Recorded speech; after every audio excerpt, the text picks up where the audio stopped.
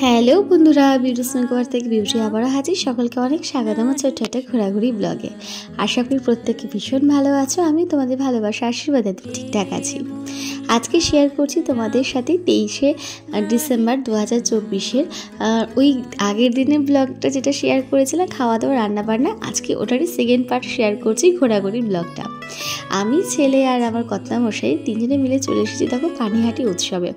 সত্যি কথা বলতে প্রতি বছর পানিহাটি উৎসবে আমাদের আসা চাই। তবে এই বছর শুনছি এটাই নাকি লাস্ট ইয়ার পানিহাটি উৎসবে। শুনে তো খুব খারাপ লাগলো। শুনছি কোনো একটা বড় প্রজেক্ট হবে এই পুরো মাঠটা জুড়ে। যাই হোক, এই বছর যখন শেষ তাহলে আরও জমিয়ে মজা করি। পানিহাটি উৎসব বইমেলায় এসেই প্রথমে চোখে পড়লো পাখির মেলায়। চলো আগে টিকিটটা কেটে পাখিগুলো দেখে আসি। এই তো এবার ঢুকে পড়েছি আমি পাখির দেশে। কত সুন্দর সুন্দর পাখি গো চারিদিকে, আর যেমন সুন্দর পাখি তেমন কিচিরমিচির আওয়াজ, যেন মনে অন্যরকম একটা আনন্দের দোলা দিয়ে যাচ্ছে। এত সুন্দর সুন্দর পাখি, এত কালারফুল পাখি দেখে তো আমার ছেলে বেজায় খুশি। সব থেকে যেটা আমার মন কেড়েছে সেটাই নীল কালারের ম্যাকাউটা। কি সুন্দর না?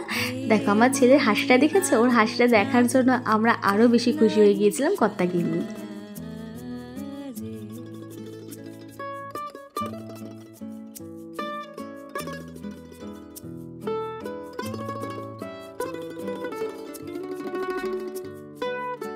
তবে সত্যি কথা বলতে পাখিদের দেশে এই লাভ বার্ডস দেখে তো মন জড়িয়ে গেল।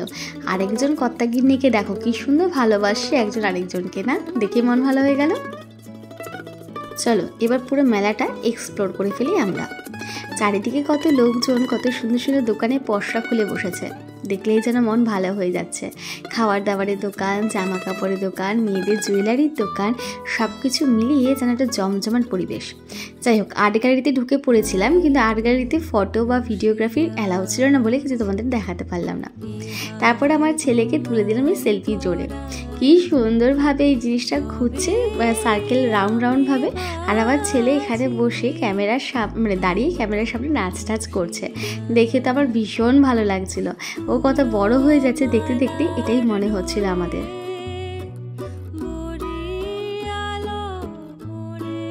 চারিদিকে কি সুন্দর জামা কাপড়, ব্যাগের দোকান, দেখে কত কিছু কিনতে ইচ্ছে করছিল। সত্যি কথা বলতে চোখ যেন ধাঁধিয়ে যাচ্ছিল কোনটা ছেড়ে কোনটা কিনবো এটা ভেবেই। এরপরই চোখে পড়ে গেল ঘর সাজাবার কিছু রকমারি হোম ডেকোরের জিনিসের উপর, যার মধ্যে বাঁশের আইটেম রয়েছে এই ফুলগুলো। তাছাড়াও রয়েছে বিভিন্ন বেশ সুন্দর সুন্দর জিনিসপত্র, যেগুলো দিয়ে তোমরা আরামসে ঘর সাজাতে পারবে। আর এই মাছগুলো দেখে আমার কি ভালো লাগছিল কি বলবো। তারপর আমি জুয়েলারির দোকানে ঢুকে, মানে হোমমেড জুয়েলারির দোকানে ঢুকে আর নিজের লোভটা সম্বরণ করতে পারলাম না। কিনে ফেললাম দুটো গলার সেট। তোমরা হয়তো আমার বিভিন্ন ব্লগে সেটা পরে থাকতেও দেখেছো এতদিনে। তারপরে দেখলাম কত সুন্দর সুন্দর সব জুয়েলারির দোকানপাট, দেখে তো আরও কিনতে ইচ্ছে করছিল, কিন্তু এই কিনেই আমার অনেকগুলো টাকা গেছে গচ্ছা। আর এখানে আমার হাজবেন্ড আমার ছেলেকে দেখাচ্ছে কোন মুখোশটা নেবে। আসলে আমার ছেলে মুখোশ পরতে বা মুখোশ দেখলে খুব ভয় পায়, তার জন্যও কি খচাচ্ছিল। চারিদিকে কত সুন্দর সুন্দর দেখো বেলুন উড়ছে, দেখেও তো কত ভালো লাগছে চারিদিকটা।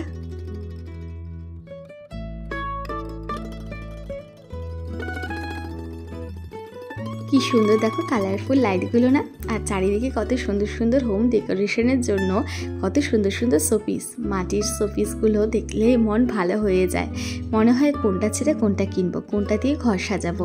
এত সুন্দর সুন্দর সব মাটির শোপিস।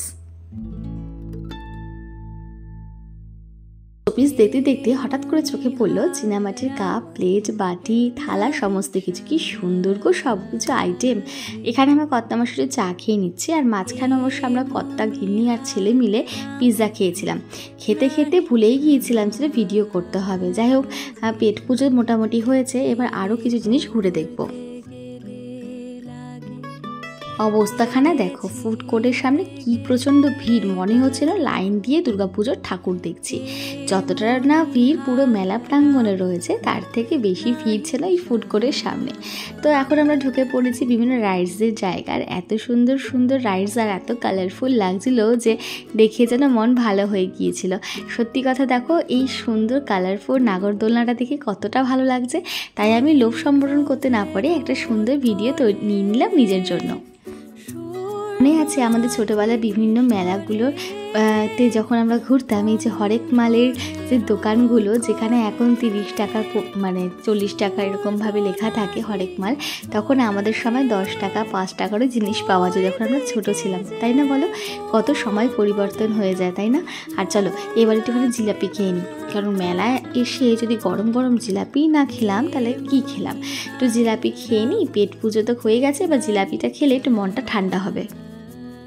আমার কর্তা লেগে পড়েছে বেলুন ফাটাতে, আর এটাও নাকি ওর খুব মজা লাগে। যখনই কোনো মেলায় যায় তখনই এই কাজটাও করবে।